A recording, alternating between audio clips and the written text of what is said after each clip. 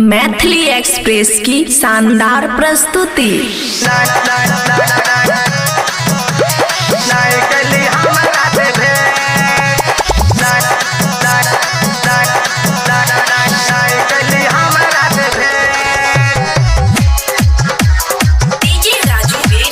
खुशी recording studio बलुआहा। हमरा न बुझिया तूने कामा कायला बोया कबेरी माला छै जामा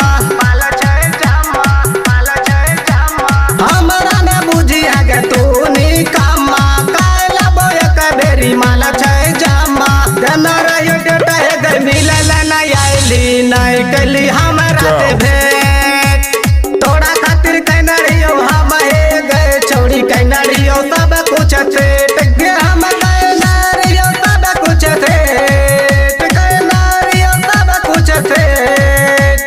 कहना रहियो डेटा है गे मिलल न आइली नहीं कली हमरा से भेंट तोड़ा खातिर हम हे गए कहना रहियो सब कुछ कहना रहियो से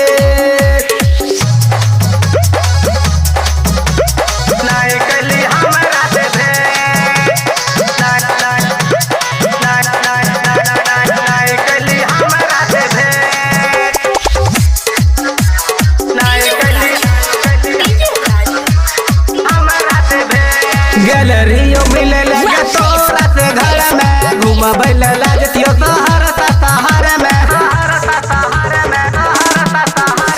गैलरियो मिले लगे नहीं मिली घर में घूमबै लागतियो शहर में दोसर दिन नहीं लबो आई लबो हम गे भीड़ नहीं तो तोरा भीड़ है तो कम गे सब दिन हमारा ठकै छी छौरी आई हमरा तू दही सब दिन हमारा ठकै छी छौरी आई हमरा तू दही गे आई हमरा तू दही गे आई हमरा तू दही चूस लबो तोहर होटबा के लाली चूस दही गे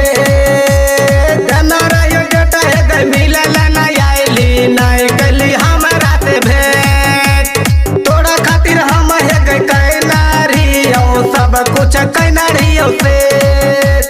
नहीं कली हमरा से भेंट नहीं कली हमरा से भेंट खुशी रिकॉर्डिंग स्टूडियो बलुआहा। नहीं कली हमरा से भेंट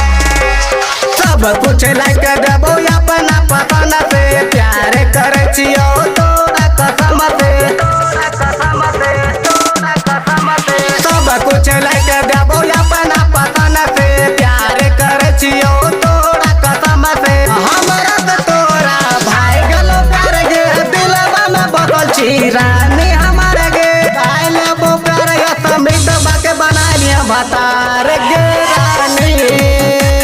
कहना रहियो डेटा है गे मिलल न आइली नहीं कली हमरा से भेंट तोरा खातिर कहना रहियो हम हे गे छोड़ी कहना रहियो सब कुछ सेट गे हम कहना रहियो सब कुछ सेट कहना रहियो सब कुछ सेट कहना रहियो डेटा है गे मिलल न आइली नहीं कली हमरा से भेंट तोरा खातिर हम हे गे कहना रहियो सब कुछ कहना रहियो से खुशी रिकॉर्डिंग स्टूडियो बलुआहा।